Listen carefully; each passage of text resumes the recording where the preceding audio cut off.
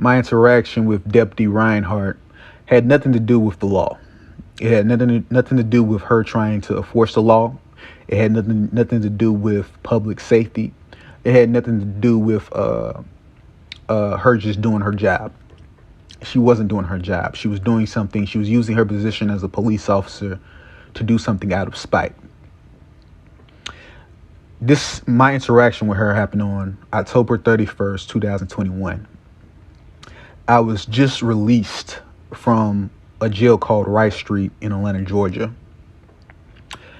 And I could have left the jail at any time. I was officially released from jail. You know what I'm saying? But I stayed in the lobby to retrieve some money I had given the jail for my commissary. And as I'm waiting in the lobby trying to figure out what to do, Dpty Rhynehardt said something to me. She asked me, basically what I'm trying to do, what I'm trying to retrieve, and I'm waiting for somebody to pick me up. And I just spent the week in jail for punching a police officer in self-defense. And I'm kind of shell-shocked. I'm very disheveled. I'm not presentable. I'm very meek and tired, and I don't want to talk to anybody because I just don't look presentable.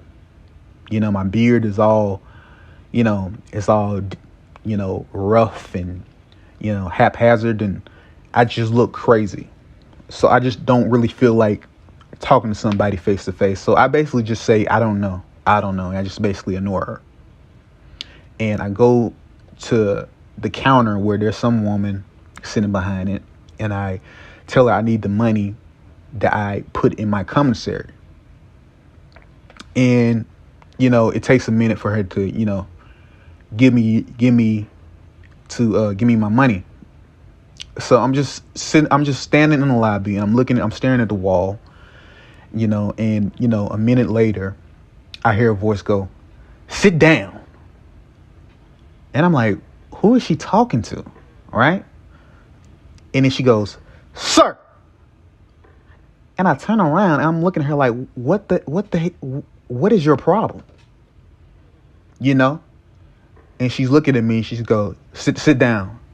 And she's indicating towards the floor. And a million things are going through my mind right now.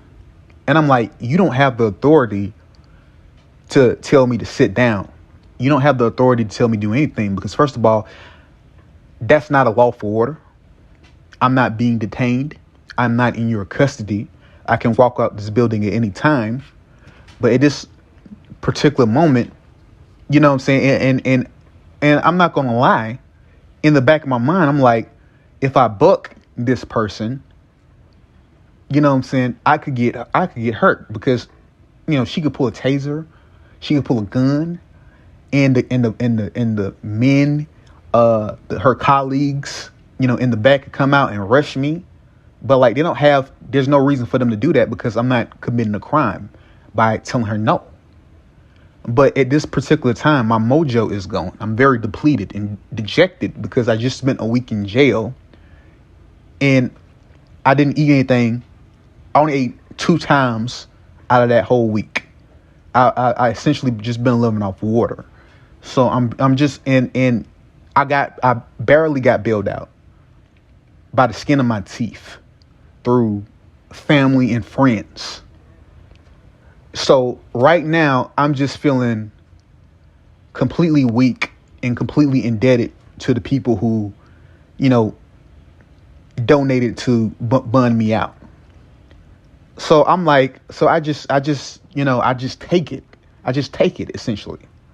I don't sit down on the floor, but I go over to the chair by the wall and I sit in the chair and I stare at her, and she doesn't look me in the eye. A few minutes pass by, I go up to the counter and the woman's looking like, hey, I'm sorry. Like she, not Reinhardt, but the secretary is like, yeah, I don't know what she's on. She kind of tripping. Like, I'm sorry. Here you go, sir. And I'm like, yeah, I don't know what her problem is either. And she gives me my money in the form of a card.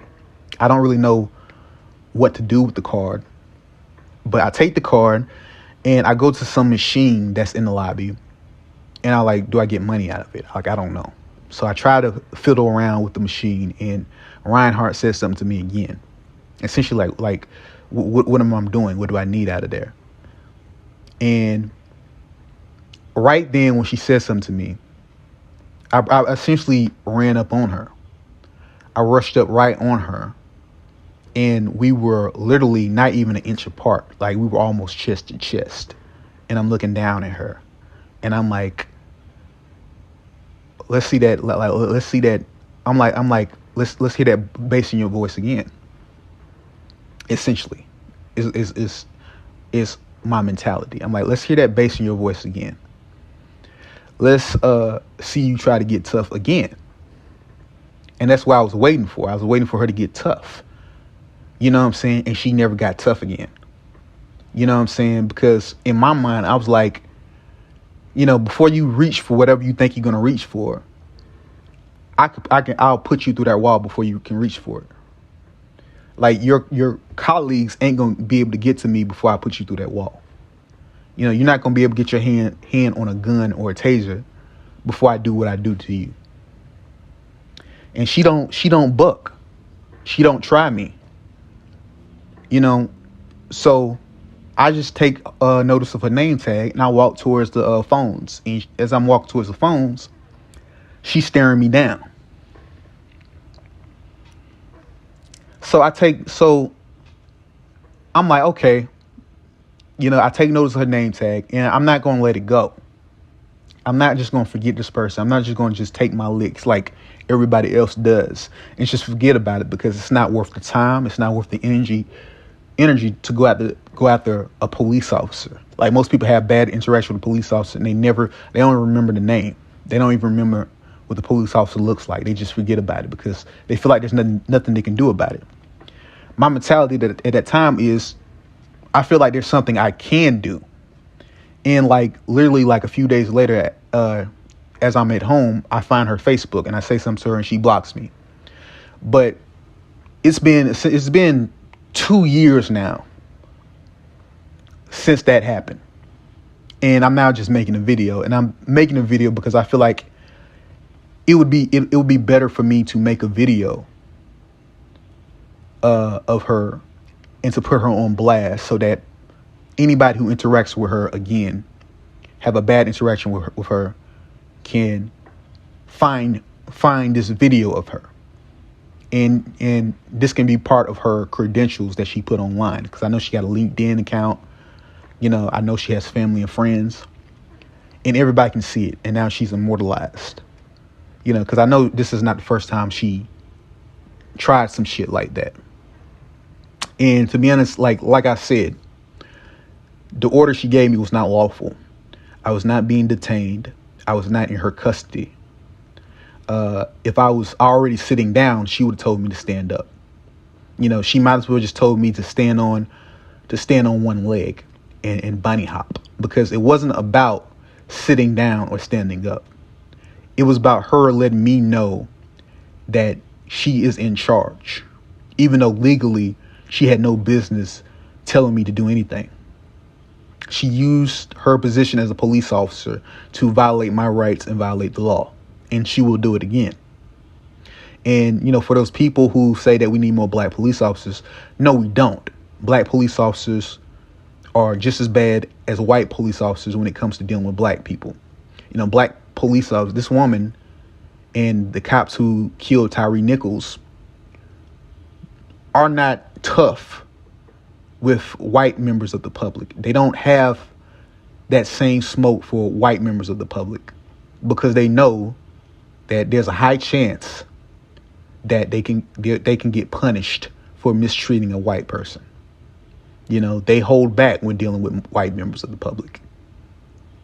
And another thing about Rhynehardt is she's from Columbus, Ohio. She moved to Georgia solely to become a member of the Fulton County Sheriff's Office. She was able to buy a house in a state, in a city that she's never been, that she has no connection to, that she never even worked a day in, simply because she was hired as a police officer. So anybody who says that police officers don't get paid, they don't get paid enough, they're underpaid, they don't make that they don't make that much money. Horse shit. You know what I'm saying? You can set up a new life in another state that you've never been in, that you have no connection to, simply if you become a police officer. You could I don't have any connections in Alaska. I can go to Alaska right now and become a cop and buy a house just off being a cop alone. That's how good police officers have it. So don't tell me about police officers being underpaid. And Rhynehardt, for that matter, doesn't even live in Atlanta, Georgia. She doesn't even live in Fulton County. She lives in Douglasville or Douglas County.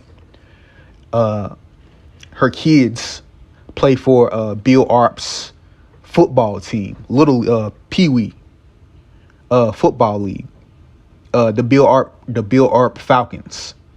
So this woman stays in Douglasville. She doesn't even live in the same city of the people she police, and that's a big problem to me, because police officers need to live in the same city that they police. Their kids need to go to the same schools with of the kids of the people that they police.